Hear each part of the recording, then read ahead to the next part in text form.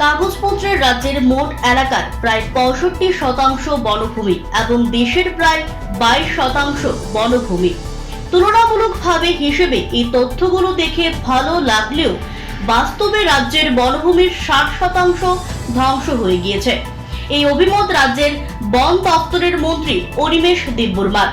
মঙ্গলবার বিকেলে কনফারেন্স হলে সাংবাদিক সম্মেলনে এই কথা তিনি স্পষ্ট ভাষায় স্বীকার করে নেন। তখন তার সঙ্গে ছিলেন বন দপ্তরের একাধিক উচ্চ আধিকারিক। এই পরিস্থিতি থেকে উত্তরণ এবং রাজ্যের বনভূমিকে ঘন বনে পরিণত করার জন্য সকল স্তরের মানুষের সহযোগিতার প্রয়োজন বলেও অভিমত ব্যক্ত করেন তিনি।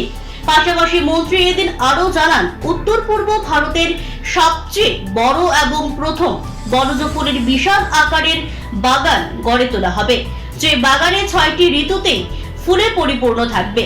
রাজ্যের খোয়াই জেলার তুলাশিখরে প্রথম এমন বাগান গড়ে তোলা হবে। তিনি আরো বলেন, এই ধরনের বনজ ফুলের বাগান জম্মু কাশ্মীর রাজ্যে রয়েছে। এই বাগানটি সফল হলে রাজ্যের প্রতিটি জেলাতেই এই ধরনের বড় প্রাকৃতিক ফুলের বাগান গড়ে তোলা হবে। তবে এই কাজের জন্য রাজ্যের প্রতিটি মানুষের সহযোগিতা প্রয়োজন বলেও জানান মন্ত্রী। রাজ্যের গাছের সংখ্যা বৃদ্ধি করার লক্ষ্যে বন দপ্তর এক বিশেষ উদ্যোগ নিয়েছে। আগামী 5 জুলাই 5 মিনিটে সারা রাজ্যে 5 লক্ষ গাছ লাগানোর পরিকল্পনা নেওয়া হয়েছে। এই কাজে স্কুল, কলেজ, বিশ্ববিদ্যালয়, পুলিশ, আধা সামরিক বাহিনী সহ বিভিন্ন অফিস এবং সমাজের বিভিন্ন স্তরের মানুষ অংশ নেবেন বলেও জানান মন্ত্রী। আরও জানান, রাজ্যের হাতি মানব দণ্ড করার জন্য তিনি বিশেষ উদ্যোগ নিয়েছেন। বন দপ্তরের আধিকারিকদের সঙ্গে পরিকল্পনা নেওয়া হয়েছে। এর মধ্যে উল্লেখযোগ্য কয়েকটি হলো, জঙ্গলের পাশে যে সকল বসতি রয়েছে সেই বসতিগুলোর পাশে খাল কেটে দেওয়া হবে, যাতে হাতিরা জনপদে প্রবেশ করতে না পারে। হাতি চলাচলের এলাকায় 5টি নজরদারি টাওয়ার বসানো হবে। এই টাওয়ারগুলি থেকে 24 ঘন্টা নজরদারি চালাবেন এলিফ্যান্ট ওয়াচাররা। যে সকল এলাকায় হাতির সমস্যা রয়েছে সে সকল এলাকায় যুবকদের এলিফ্যান্ট ওয়াচার হিসেবে নিয়োগ করা হবে।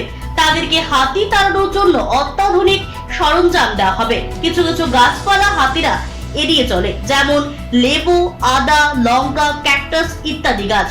লোকালয়ের পাশে এই সকল গাছ লাগানো হবে যাতে হাতিরা এড়িয়ে চলে। পাশাপাশি হাতিদের পর্যাপ্ত পরিমাণে খাবার দাবারের জন্য কলা গাছ সহ অন্যান্য গাছ এবং জঙ্গলের মাঝে লবণ দেওয়া হবে, কারণ হাতি লবণ খেতে পছন্দ করে।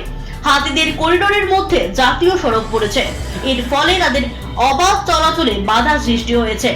তারা জাতীয় সড়কের উপর দিয়ে এক জায়গা থেকে অন্য জায়গায় যেতে ভয় পায়।